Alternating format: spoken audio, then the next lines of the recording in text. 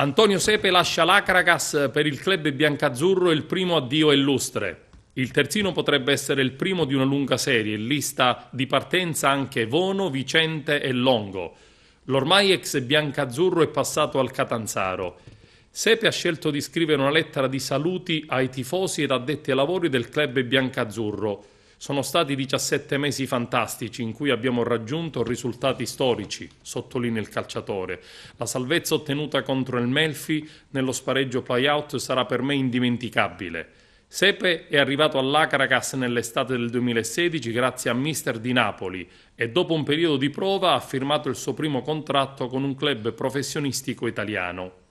Ad Agrigento ho conosciuto persone meravigliose che porterò sempre nel cuore, evidenzia ancora Sepe. Mi hanno insegnato tanto, ringrazio la società e il presidente Alessi e Giavarini per l'opportunità che mi hanno dato e per aver sempre creduto in me. Grazie a tutti i dirigenti, allo staff, dai mister ai fantastici fisioterapisti e magazzinieri. Grazie ai miei compagni di squadra che per me sono stati una seconda famiglia, abbiamo condiviso emozioni fortissime.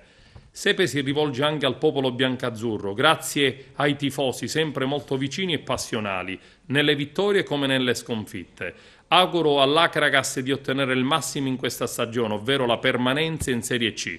Per sempre forza Acragas, sono ancora le parole dell'ormai ex atleta cracantino.